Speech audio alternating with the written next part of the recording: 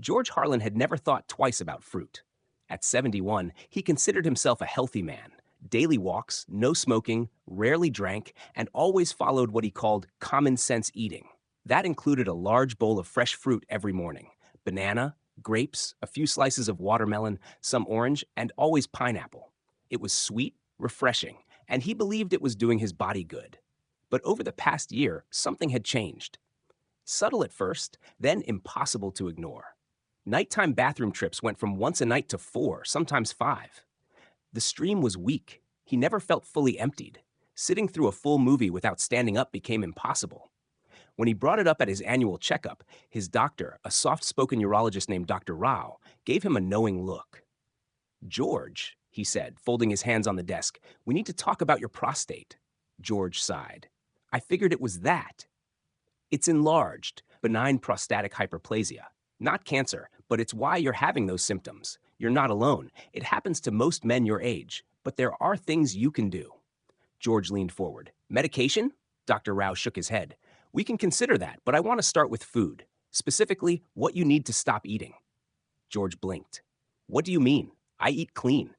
"Do you eat fruit?" "Every day." "Which ones?" George listed them off proudly. Dr. Rao didn't smile. "That's part of the problem." George looked confused. "Fruit's healthy.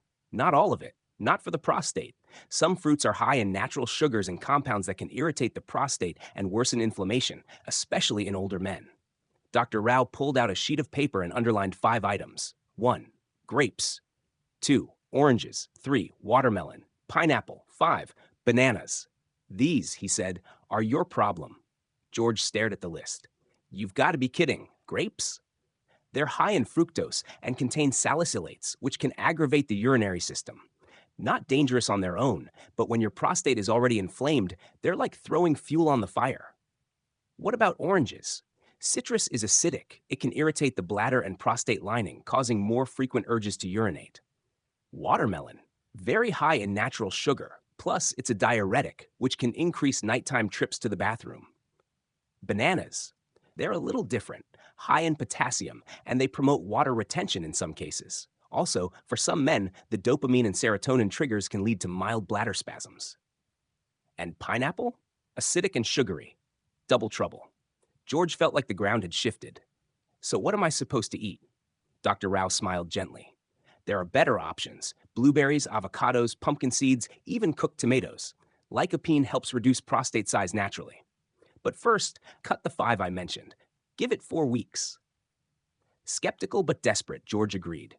That afternoon, he stood in his kitchen, staring at his fruit bowl like it had betrayed him. He tossed out the remaining bananas, packed the grapes into a bag for his neighbor, and dumped the oranges and pineapple into the compost. His fridge looked suddenly barren. The first week was the hardest. No sweet fruit with breakfast made his mornings feel bland. He substituted with blueberries and Greek yogurt, switched to cooked spinach and pumpkin seeds at lunch. Tomato soup became a dinner staple. By the second week, something strange happened. He slept through the night, just once at first, then 2 nights in a row. By week 3, the urgency started to fade. His bladder felt calmer. The pain was gone. And quietly, something else improved: his mood. By the time he returned to Dr. Rao, he was a different man. "You weren't lying?" George said, shaking his head. Dr. Rao smiled. "Food is medicine, George, especially at our age." George sat back. "You know, no one talks about this stuff. The guys I know, they just pop pills and grumble."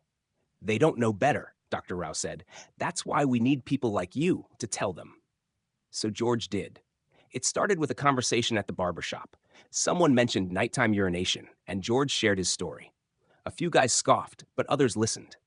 One man, in his 60s, said he'd give it a try. Weeks later, he reported the same results. George began to keep a small notebook of foods that worked and didn't. Pumpkin seeds, yes. Spicy food, no. Tomatoes, great. Soda, terrible. He became known among his friends as the prostate whisperer. He didn't mind, because now he could sit through an entire baseball game. He could sleep without interruption. He could laugh without bracing for a sudden urge to pee. And every time he saw a banana or a bowl of grapes at a buffet, he'd smile, remember the list, and walk away.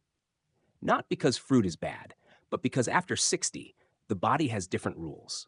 And George had learned how to listen.